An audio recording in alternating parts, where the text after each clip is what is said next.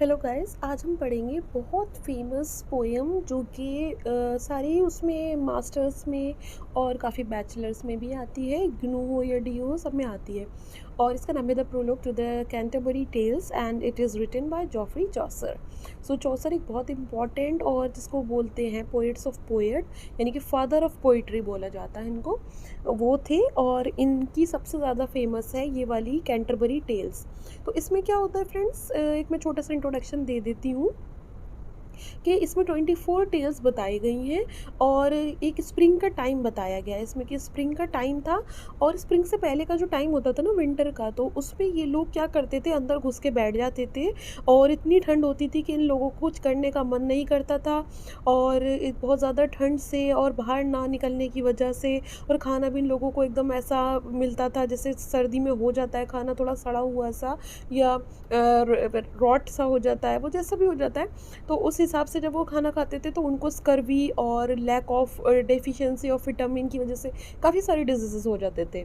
तो उस विंटर को ये जो है एक बड़ा बकवास सा मानते थे और बाहर ही नहीं निकलते थे। अब जब उसके बाद स्प्रिंग आता है तो स्प्रिंग में इन लोगों को बड़ा मज़ा आता है और बहुत ये मतलब खुश होते हैं कि अब सारी चीज़ें जो है रिकवर हो जाएंगी और इन्हें खाने को भी सब अच्छा मिलेगा। और स्प्रिंग को ही एक ऐसा मौसम मानते हैं कि अब हमें कहीं घूमने जाना चाहिए। जो हम एक डिप्रेस टाइम हमने गुजारा है विंटर्स का, अब हमें उसको जो है पूरा करना चाहिए स्प्रिंग में। तो अब ये क्या करते हैं कि ये सोचते हैं कि हम एक पिलग्रीमेज पे जाते हैं, यानी कि एक पिलग्रीमेज होता है, एक एक होली आपका जो सफ़र होता है, ठीक है, सेक्रेट सा सफ़र होता है। वो आप मज़े के लिए नहीं जाते, उसमें आप अपनी जो है रिलीजियस सेरेमनीज़ वगैरह करने के लिए जाते हैं। तो ये कैथेड्रल जाना चाहते हैं। एक चर्च था और थॉमस बेकेट का चर्च था वो, जिसको वहाँ पे थॉमस बेकेट का वहाँ पे मर्डर कर दिया था, जो आप मर्डर इन द कैथेड्रल पढ़ोगे। तो वहाँ पे जाने के लिए तैयारियां करते हैं और काफ़ी सारे लोग जमा हो जाते हैं। और फिर अब ये वहाँ पे अपना सफ़र शुरू कर रहे हैं। तो इधर आप देख सकते हैं, the general prologue is basic descriptive list of 29 people. इसमें 29 पीपल थे, वो पिलग्रीम्स बन जाते और ये कैंटरबरी जा रहे थे और वहाँ के कैथेड्रल में जा रहे थे। और ये सारी लेयर्स ऑफ सोसाइटी से थे और ये सोचते हैं कि यहाँ पे एक होस्ट बन जाता है। होस्ट होता है ये हैरी बेली, जिसका नाम था, ठीक है, ये होस्ट होता है। और ये कहते हैं कि हम ना बोर हो रहे हैं, रास्ते में हो जाएंगे पूरे रास्ते, इतना लंबा सफ़र होगा, तो हम एक काम करते हैं, हम ना थोड़ी सी स्टोरी खेलते हैं और हम ना सबकी बारी आएगी एक एक करके और हम सबको स्टोरीज सुनानी होंगी। और 2 जाते टाइम सुनाएंगे और 2 आते टाइम सुनाएंगे, यानी कि हर मतलब एक जाते टाइम होगा, एक आते टाइम होगा, यानी कि हर एक पिलग्रीम को कम से कम 2 स्टोरी सुनानी होंगी। और जिसकी सबसे अच्छी स्टोरी होगी उसको एक ये प्राइज़ भी रखते हैं कि हम उसको एक अच्छा सा खाना खिलाएंगे जब हम वापस आ जाएंगे। तो ये अब सबसे पहले जो स्टोरी सुनाने के लिए आता है वो होता है नाइट। तो ये नाइट की टेल होती है, ये 2 यंग नाइट्स के ऊपर होता है, जो that is try for Emily. तो एक एमिली एक लड़की थी और ये एक किंग था, किंग ऑफ थीसिस था, उसकी सिस्टर की बहन थी। और जो हिप्पोलिटस की वाइफ थी थीसिस की, तो उसकी जो है ये छोटी बहन थी। तो उसके ऊपर 2 लड़के जो है प्यार करने लगते हैं उसको, मतलब दोनों ही प्यार करते हैं। फिर एक वॉर रखी जाती है, एक डुएल टाइप रखा जाता है। फिर उसमें देखा जाता है कि उन दोनों लड़के, यानी दोनों कज़न्स भी थे, वो उन दोनों में से कौन जीतता है। तो जो इस तरीके से पूरी की स्टोरी सी वो बताते हैं। तो इस तरीके से नाइट की जो है स्टोरी ख़त्म हो जाती है। और फिर एमिली जो होती है किसको मिलती है और क्यों मिलती है, ये सारा इसकी स्टोरी में होता है। नेक्स्ट जो स्टोरी आती है वो होती है मिलर की। मिलर जो है एक बहुत ज़्यादा कंजूस आदमी है और इसकी जो टेल होती है दोनों यंग नाइट्स के ऊपर होती है। सॉरी, इसकी टेल जो होती है वो एक ओल्ड कारपेंटर के ऊपर होती है ना। और ये थोड़ी सी वैसी थी, मतलब इसकी स्टोरी काफ़ी ऑकवर्ड सी थी कि मतलब जो बताई नहीं जा सकती है, मतलब एक वैसे चेज़ की तरह है और काफ़ी लस्टी सी है। एक उसकी यंग वाइफ के ऊपर दिखाई है और उसकी जो एक बीवी होती है और एक लड़का जो उसको धोखा दे देता है उसी के सामने, और जो ये लोग एक टब में जो है रह जाते हैं। और फिर कैसे वाइफ जो है अपने हस्बैंड को डिच करती है 2 आदमियों से। तो इस तरीके की मिलर एक स्टोरी सुनाता है। अब उसके बाद क्या आती है स्टोरी रीफ की। रीफ को लगता है कि ये जो है मेरे ऊपर कमेंट करा इसने, क्योंकि मैं भी एक कारपेंटर हूँ। तो फिर वो भी एक इसको ऐसी सी स्टोरी सुनाता है, एक जो मिलर की स्टोरी सुना देता है। तो इस तरीके से ये दोनों ना अपना बदला ले लेते हैं। उसके बाद आता है कुक की बारी। कुक की टेल जो होती है एक अनफिनिश्ड फ्रैगमेंट होती है, और it is the story of an apprentice cook named Perkin who loses his job because of his loose habits. तो एक जो कुक था उसकी कुछ लूज हैबिट्स थी, जैसे कि वो कुछ बुरा खाना दे देता था लोगों को और सड़ा हुआ खाना दे देता था, और मतलब इसी तरीके से उसकी कुछ स्टोरी होती है, तो वो सुनाता है। फिर उसके बाद आता है man of law. Man of law जो था ये एक स्टोरी सुनाता है about Constance the daughter of the emperor of Rome.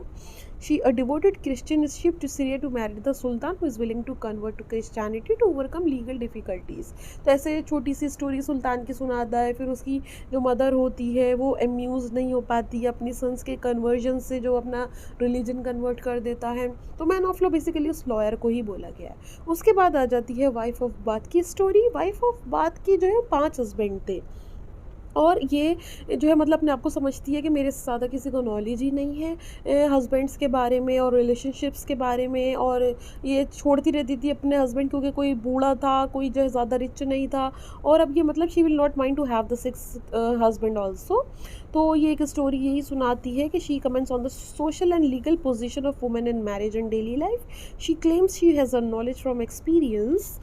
Rather than rejecting scriptural authority, she appeals to logic, thus rejecting too strict interpretations of scriptural rules and commandments. तो इस तरीके से ये अपनी जो है पूरी स्टोरी सुना देती है। इसकी पूरी डिटेल्स जो है आपकी बुक्स में भी है, आपको ज़्यादा ध्यान से पता चल वहाँ पे पता चलेगा। मैं कोई लाइन टू लाइन इसका ट्रांसलेशन नहीं करी, मैं आपको ओवरऑल एक सेंट्रल आइडिया दे रही हूँ। फिर एक फ्रायर होता है, उसकी भी स्टोरी आती है, और उसकी स्टोरी होती है about the trade and earnings of a nameless Sumner था एक, उसका कोई नाम नहीं बताया गया, तो उसकी एक टेल बताई गई है जो ब्लैकमेल करा करता था और एक ओल्ड विडो को, और उसको फॉल्स समन्स ला के दे दिया करता था, और फिर वो जो है उसको कर्ज मिला था उसी ओल्ड वुमेन से क्योंकि उसने सही काम किए होते। फिर एक समनर की टेल आती है, वो एक ग्रीडी फ्रायर के बारे में बताता है। तो ये भी एक तरीके से एक दूसरे से रिवेंज ले लेते एक दूसरे की ऐसी स्टोरी बता के। फिर क्लर्क की बारी आती है, वो भी एक मार्क्विस के बारे में बताता है।